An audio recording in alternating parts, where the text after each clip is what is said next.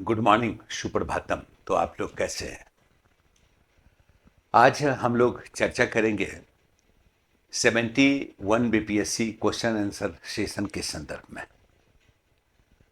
और आप लोगों को जानकारी तो है ही कि बीपीएससी पीटी के 150 क्वेश्चन में लगभग 35 क्वेश्चन तो आपका इतिहास से ही होता है। बहुत बड़ा रोल प्ले करता है हिस्ट्री। और उस हिस्ट्री में भी सर्वाधिक क्वेश्चन जो होता है वो मॉडर्न से होता है, एंशियंट और मिडिएवल की तुलना में। और यही वजह है कुछ स्टूडेंट मॉडर्न पे फोकस करते हैं, एंशियंट और मिडिएवल पर फोकस नहीं करते। लेकिन चूंकि कॉम्पिटिटिव एग्जामिनेशन है, एप्लीकेंट की संख्या ज़्यादा है, तो वैसी स्थिति में एक ही क्वेश्चन बड़ा मायने रखता है। ये अलग बात है कि भाई मॉडर्न पे हम 3 दिन टाइम देंगे, लेकिन एंशियंट और मिडिएवल पे भी 2 दिन टाइम देंगे। क्वेश्चन छूटना नहीं चाहिए। इसीलिए हम लोग हर पार्ट की चर्चा करेंगे। कोशिश कीजिएगा समझने का, जरूरत के हिसाब से लिखिएगा भी। क्वेश्चन आंसर की हम बात करेंगे, बनाने की कोशिश कीजिएगा। इस बात की पूरी गारंटी रहेगी कि अगर क्वेश्चन 35 पूछेगा तो आप लगभग क्वेश्चन बना के आएंगे। और बीपीएससी एग्जामिनेशन का जो नेचर रहा है, कभी कभी प्रीवियस ईयर के क्वेश्चन को भी डालता है, कभी आईएएस के पूछे हुए क्वेश्चन को भी डालता है, कभी यूपी का क्वेश्चन, कभी झारखंड का क्वेश्चन। तो हम लोग जब चर्चा करेंगे तो हर एक एग्जामिनेशन के पूछे गए क्वेश्चन पे भी बात करेंगे और नए क्वेश्चन पर भी बात करेंगे। ठीक है? तो आज जो चर्चा का टॉपिक है वो एंशियंट हिस्ट्री का है। और एंशियंट हिस्ट्री का जो फर्स्ट चैप्टर आपके है वो है प्री हिस्टोरिक पीरियड। आप लोग जानते ही होंगे, प्राक ऐतिहासिक काल, वह काल जिस काल के लोगों को पढ़ना लिखना नहीं आता था, जिस काल का कोई लिखित एविडेंस नहीं है, जिस काल के अध्ययन के लिए हमें पूर्ण रूपेण पुरातात्विक स्रोत पर निर्भर रहना पड़ता है। और उस पुरातात्विक स्रोत में भी अभिलेख या मुद्रा लेख का अभाव है। वैसे ही काल को हम क्या कहते हैं? प्री हिस्टोरिक पीरियड कहते हैं। यही वह दौर है जब भारतीय उपमहाद्वीप में मानव के सांस्कृतिक और भौतिक क्रियाकलाप उभरने लगे थे। उसका प्रमाण मिलना शुरू हो जाता है। इसलिए आप देखते क्या है कि हर एक एग्जामिनेशन में यहां से क्वेश्चन पूछा जाता रहा है ना? ये जो प्रागैतिहासिक काल है, अगर आपने कभी पढ़ा होगा तो पढ़ा होगा कि भाई पृथ्वी की प्राचीनता लगभग 450 करोड़ वर्ष पुरानी है ना? अध्ययन की सुविधा के लिए इसे कई एराज में बांटा गया, जिसके अंतर्गत हम लोगों का संबंध किससे है? सेनोजोइक एरा से है ना? सेनोजोइक एरा को भी कई पीरियड्स में बांटा गया, जिससे हमारा ताल्लुकात किस एरा से है? क्वाटरनरी पीरियड से है ना? और क्वाटरनरी पीरियड को भी कई फेजेज में बांटा गया, जिससे हमारा संबंध किससे है? प्लीस्टोसीन फेज से है। ये प्लीस्टोसीन फेज की शुरुआत 30 लाख वर्ष पहले हुई। वही दौर है जब विश्व के विभिन्न क्षेत्रों में मानव की एक्टिविटी शुरू हो जाती है, मानव की एक्टिविटी के प्रमाण मिलने शुरू हो जाते हैं। इसलिए ध्यान रखिएगा कि प्रागैतिहासिक काल अगर पढ़ते हैं और प्रागैतिहासिक काल के अंतर्गत अगर हम किसी टॉपिक को पढ़ते हैं तो वो पहला टॉपिक जो बनता है वो बनता क्या है? वो बनता है स्टोन एज, है ना? चूंकि लंबे समय तक मानव अपनी आत्मरक्षा के लिए, शिकार के लिए, संग्रह के लिए स्टोन के टूल्स पर आश्रित रहा है। इसीलिए काल विशेष का नामकरण इसी फीचर के आधार पर किया गया। क्या कहते हैं? स्टोन एज कहते हैं, प्रस्तर युग कहते हैं, है ना? प्रस्तर युग काफी लंबे समय तक रहा है। लोगों का जीवन यापन एक समान नहीं रहा होगा। उपकरण औजार के रूप, आकार, प्रकार एक समान नहीं होंगे, चेंज आया होगा। यही वजह है कि स्टोन एज को भी 3 पार्ट में डिवाइड करके हम लोग पढ़ते हैं।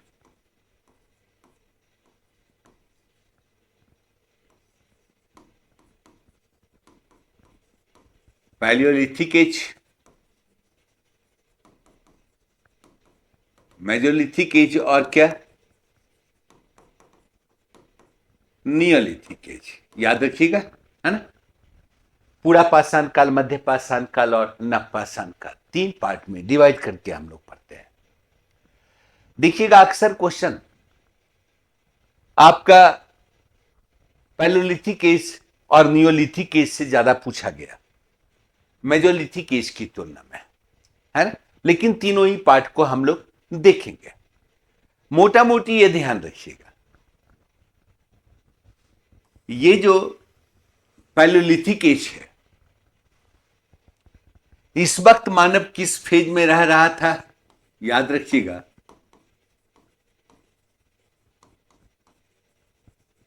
प्लीस्टोसीन फेज में रह रहा था। मैंने अभी भी बताया 30 लाख वर्ष पहले इस फेज का आगमन हुआ। वातावरण काफी ठंडा था, मानव के लिए अनुकूल नहीं था, फिर भी मानव सरवाइव कर रहा था, है ना।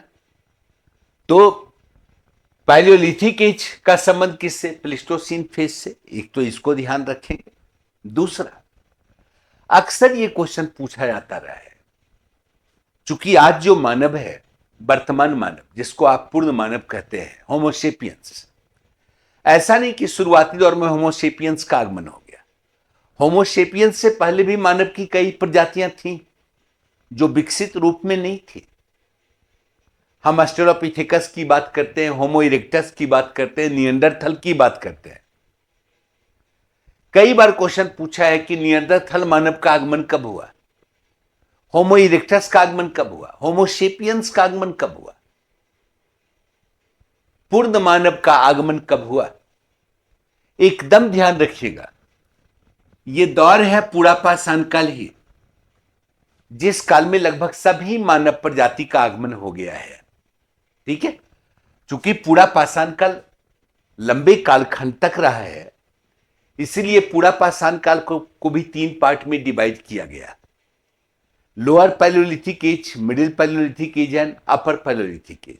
एकदम याद रखिएगा, होमो इरेक्टस मानव मतलब लोअर पैलियोलिथिक एज, निम्न पूरा पाषाण काल। निएंडरथल मानव मतलब मध्य पूरा पाषाण काल। और होमोसेपियन, जिसको क्रोमैग्नन कहा गया, चांसलेट, प्रज्ञ मानव, विवेकशील मानव, जो आज का मानव है, आगमन कब होता है, तो याद रखिएगा अपर पैलियोलिथिक एज, उच्च पूरा पाषाण काल। यानी सभी मानव प्रजाति का आगमन कब हो गया, पूरा पाषाण काल में ही हो गया। यह क्वेश्चन बनता है, और इसी संदर्भ में कई बार क्वेश्चन पूछा गया कि आज का जो मानव है, जो पूर्ण मानव है, जिसको हम क्रोमैग्नन कहते हैं, ट्रांसलेट कहते हैं, इसका आगमन कब हुआ, तो याद रखिएगा पूरा पाषाण काल। पूरा पाषाण काल में भी कब, अपर पैलियोलिथिक एज में हुआ। यह क्वेश्चन कई बार पूछा है। ठीक है, अब जब भारत के संदर्भ में हम मानव की बात करते हैं, चूंकि सभी मानव प्रजाति का यही दौर है जब आगमन होता है, तो एक क्वेश्चन कई बार पूछा गया, आईएएस में भी, यूपीपीएससी में भी, कि फर्स्ट ज्ञात होमिनिड कौन, प्रथम ज्ञात होमिनिड कौन, पहला ज्ञात होमिनिड कौन था। यहां पे आपको विकल्प के तौर पे दे सकता है ऑस्ट्रेलोपिथेकस, होमो इरेक्टस, निएंडरथल, होमोसेपियंस, आपको चुनना है। तो फर्स्ट ज्ञात होमिनिड कौन, याद रखिएगा ऑस्ट्रेलोपिथेकस मानव का एक प्रजाति है शुरुआती दौर का। यह बहुत विकसित मानव नहीं था। अफ्रीका में कीनिया के तुराकान झील से ऑस्ट्रेलोपिथेकस मानव के जीवाश्म का प्रमाण मिला, जो लगभग 26 लाख वर्ष पुराना है। यानी यही मानव जैसा प्राणी था जिसका प्रमाण मिला। अगर विश्व के संदर्भ में पूछ रहा है फर्स्ट ज्ञात होमिनिड कौन, तो आंसर ये होगा। ठीक है। अगर क्वेश्चन ये पूछा जाए भारतीय उपमहाद्वीप से प्राप्त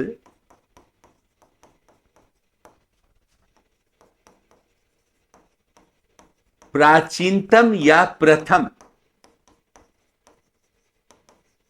होमिनिड कौन, मानव जैसे प्राणी का कोई प्रमाण मिला है भारतीय उपमहाद्वीप से?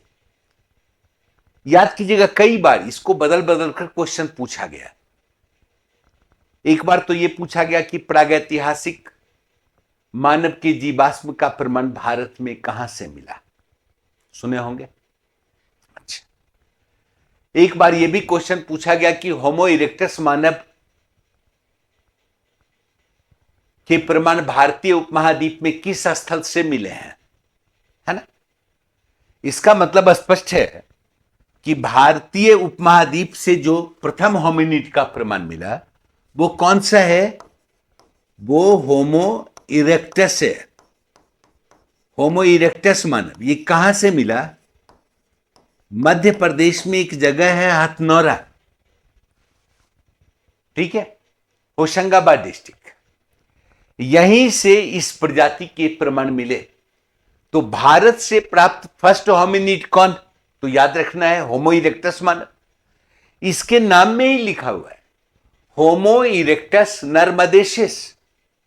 ये कहां से मिला, नर्मदा के तट से मिला। यह भी क्वेश्चन पूछा गया है कि होमो इरेक्टस मानव की संबद्धता किस नदी क्षेत्र से, नर्मदा क्षेत्र है।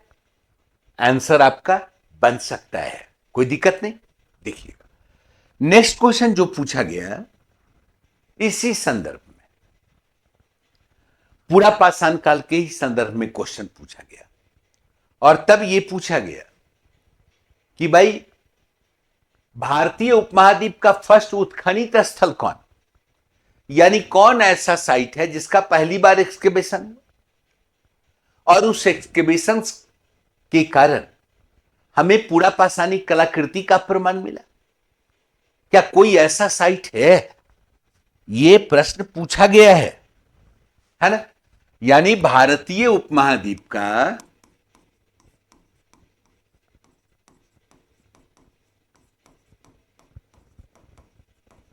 प्रथम उत्खनित स्थल कौन, है ना। यह क्वेश्चन यह पूछा गया भारतीय उपमहाद्वीप का प्रथम स्थल जहां से पूरा पाषाणिक कलाकृति का प्रमाण मिला है, कौन सा स्थल है। याद रखिएगा तमिलनाडु के पास एक साइट है जिसका नाम है पल्लवरम। याद रखिएगा 1863 में नाम है रॉबर्ट बुशफ्रूट महोदय, जिन्होंने उत्खनन का कार्य किया। यहीं से कुछ पुरापाषाणिक टूल्स के प्रमाण मिले, इसीलिए कहा जाता है कि यह पहला पुरापाषाणिक कलाकृति है। ठीक है। अब अगर क्वेश्चन पूछेगा भारत का पहला उत्खनित स्थल कौन, तमिलनाडु के पास पल्लवर, है ना। कब एक्सकेवेशन हुआ, 1863। किसने एक्सकेवेशन करवाया, रॉबर्ट बुशफ्रूट ने। और यहीं से पहली बार पूरा पाषाणिक उपकरणों के प्रमाण मिले, पुराना नहीं, पहला। चूंकि फर्स्ट साइट का एक्सकेवेशन हो रहा है इसलिए पहला और पुराना में फर्क है, ध्यान रखिएगा। ऐसे क्वेश्चन पूछे जाते हैं। और यह भी ध्यान रखिएगा कि पूरा पाषाण काल में मानव, अभी अभी हम लोग पढ़े हैं कि सरवाइव करने के लिए पाषाण का टूल्स बनाता था। और शुरुआती दौर में जो टूल्स बनते थे ना, वो अनगढ़े होते थे, अनशेप्ड होते थे, बड़े आकार के होते थे। अधिकांश टूल्स जो शुरुआती दौर में बने हैं वो क्वार्टजाइट, कैल्सिडोनी और सैंडस्टोन पे आधारित थे। शुरुआती दौर में कोर बेस्ड टूल्स बन रहा था, बाद में फ्लैक बेस्ड टूल्स बनने लग गया। यानी पत्थर का बड़ा टुकड़ा, उसके किनारे के पार्ट को निकाल दिया, फ्लैग कहला गया। बीच का पार्ट क्या है? कोर है। तो पूरा पाषाण के काल के शुरुआती दौर में कोर बेस्ड टूल्स बन रहा था। बाद में जब मध्य पूरा पाषाण काल आया ना, तो फ्लैग बेस्ड टूल्स बनने लगे। इस वक्त जो उपकरण औजार बनते थे वो हैंडक्स थे, चॉपर थे, डिस्क्वाइड कोर थे, क्लीवर थे, यही सारे उपकरण थे। याद कीजिएगा, क्वेश्चन पूछा गया है, कई बार ऐसा प्रश्न बना। क्या? प्रागैतिहासिक कुल्हाड़ियों के प्राचीनतम प्रमाण। प्रागैतिहासिक कुल्हाड़ियों के प्राचीनतम प्रमाण कहां से मिले? हैंडेक्स का प्राचीनतम प्रमाण, पहला नहीं, प्राचीनतम है। अगर पहला हो जाएगा ना, तो तमिलनाडु के पास एक साइट है अतिरम्पक्कम, वहां हो जाएगा, है ना? लेकिन अगर पूछ रहा है प्राचीनतम प्रमाण, इसका मतलब है सबसे पुराना हैंडेक्स का प्रमाण जो मिला वो कहां से है? अब वो क्षेत्र पाकिस्तान में आता है और जगह का नाम है सोहन, है ना? वहां से लगभग 7,000 वर्ष पुराने हैंडेक्स के प्रमाण मिलते हैं, पर्याप्त संख्या में। एक साल तो यह भी क्वेश्चन पूछा कि किस स्थल के लोग हैंडेक्स बनाने में क्या थे? प्रवीण थे, महारत हासिल था। कहां का प्रतिनिधि उपकरण हैंडेक्स था? तो आंसर क्या हो जाएगा? सोहन हो जाएगा। सोहन का प्रतिनिधि उपकरण क्या है? हैंडेक्स है। तो आपका आंसर इसमें बन सकता है, मजे से आप बना सकते हैं, ठीक है। अक्सर देखिएगा क्वेश्चन अभी तक यही सबसे पूछा गया। और ध्यान रखिएगा थोड़ा सा, कभी कभी क्वेश्चन प्रवास से पूछता है, यानी कि पूरा पाषाण काल में क्या संपूर्ण भारतीय उपमहाद्वीप में लोगों का प्रवास था, मानव के एक्टिविटी के प्रमाण मिलते हैं। तो एक चीज ध्यान रखिएगा कि नॉर्थ ईस्ट और एक्सट्रीम साउथ को छोड़कर पूरे भारत से प्रवास का प्रमाण मिलता है। और इस वक्त का जो आवास है इनका ना, वो क्या है? शैलाश्रय वास है, गुफाओं में रहते हैं, कंदराओं में रहते हैं, है ना? कभी कभी क्वेश्चन पूछा गया, चूंकि मानव के डेवलपमेंट में आग की बहुत बड़ी भूमिका रही है, इसलिए क्वेश्चन पूछा है कि भाई आग किस काल का खोज है? यानी क्या पूरा पाषाण काल में लोगों को आग की जानकारी थी? तो ध्यान रखिएगा कि पूरा पाषाण काल में मानव को आग की जानकारी है, इसलिए कि फ्रांस में नियंडरथल मानव के द्वारा आग के इस्तेमाल के प्रमाण मिलते हैं। इसका मतलब आग की जानकारी पूरा पाषाण काल में है, लेकिन आग के इस्तेमाल का प्रमाण नहीं मिल रहा है। आग के इस्तेमाल का प्रमाण मध्य पाषाण काल में मिलता है ना? मेजोलिथिक एज में मिलता है, ध्यान रखिएगा। लेकिन आग की जानकारी कब? याद रखना है, पूरा पाषाण काल, ठीक है। एक और क्वेश्चन खूब पूछा गया, ध्यान रखिएगा। चूंकि जब से मानव की एक्टिविटी शुरू हुई ना, तो मानव जिस प्रकार की एक्टिविटी करता है वैसा ही पेंटिंग करना भी शुरू कर देता है। अब मानव शिकारी था, संग्रह करता था, इकोनॉमी का कोई आधार तो था नहीं पूरा पाषाण काल में, न कृषि था न पशुपालन था। तो शिकार और संग्रह करता था, तो चित्र दीवार पे उसी टाइप का बनाया, है ना? तो क्वेश्चन पूछता है भारतीय उपमहाद्वीप के प्राचीनतम चित्रकारी के प्रमाण कहीं से मिले हैं या नहीं? तो ध्यान रखिएगा, एक साइट है मध्य प्रदेश में, रायसेन डिस्ट्रिक्ट, है ना, भीमबेटका। भारतीय उपमहाद्वीप का प्राचीनतम रॉक पेंटिंग या केव पेंटिंग का प्रमाण मिलता है, ठीक है। और ये एक ऐसा साइट है भीमबेटका जहां से पूरा पाषाण काल के भी रॉक पेंटिंग का प्रमाण मिलता है और वहां से मध्य पाषाण काल के भी रॉक पेंटिंग का प्रमाण मिलता है। दोनों जगह के रॉक पेंटिंग का प्रमाण मिलता है। और एक बार तो यूपी में क्वेश्चन पूछा कि पूरा पाषाण काल का कोई ऐसा स्थल है जहां हड्डी से बने हुए मातृ देवी की मूर्ति का प्रमाण मिला। अब ये क्वेश्चन पूछना नहीं चाहिए था, लेकिन क्वेश्चन पूछ दिया। ये कंफ्यूजन है कि भाई मदर गॉडेस है या हार्पुन है। लेकिन ये साइट है बेलन घाटी। बेलन घाटी कहाँ है? यूपी, है ना, इलाहाबाद का क्षेत्र। ये बेलन घाटी भारत का एक ऐसा साइट है जहां से पुरापाषाणिक कल्चर का भी प्रमाण मिलता है, आगे मध्य पाषाण काल का भी प्रमाण मिलता है, और आगे नवपाषाण काल का भी प्रमाण मिलता है। एकमात्र साइट है जहां तीनों ही पाषाण युग के प्रमाण मिलते हैं। तो यहां का एक बहुत बड़ा एरिया जो है ना, वो पूरा पाषाण काल का साइट है। और उसी साइट में एक जगह है लोहंदा नाला, जहां से हड्डी के बने हुए मदर गॉडेस की फिगरिन के प्रमाण मिले। लेकिन कुछ आर्कियोलॉजिस्ट कहते हैं कि यह हार्पुन रहा होगा। लेकिन चलिए, क्वेश्चन पूछ दिया है तो ध्यान रखना है ना। और एक चीज याद रखिएगा कि वर्तमान बिहार, अब तो झारखंड हो गया ना, छोटानागपुर का क्षेत्र, जिसका संबंध पूरा पाषाण काल से। अगर पूछेगा वर्तमान बिहार में कोई साइट है जिसकी संबद्धता पूरा पाषाण काल से है, तो याद रखिएगा मुंगेर।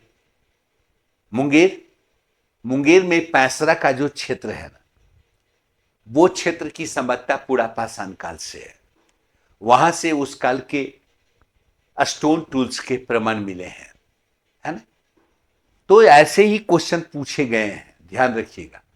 एकदम मिस करने का कोई सवाल नहीं उठता है। आपने ठीक से सुना है, इसको रिकॉल कीजिएगा, जरूरत के हिसाब से लिख लीजिएगा, भूलने का कोई सवाल ही नहीं उठता है ना। Thank you.